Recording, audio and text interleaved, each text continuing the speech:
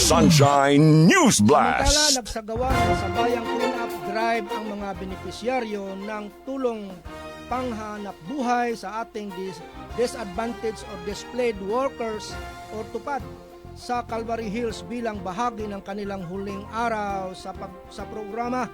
Maagang sinimulan ang mga benepisyaryo ang paglilinis matapos itilaga sa kanilang area of assignment upang matiyak na malinis ang buong lugar ng Calvary Hills.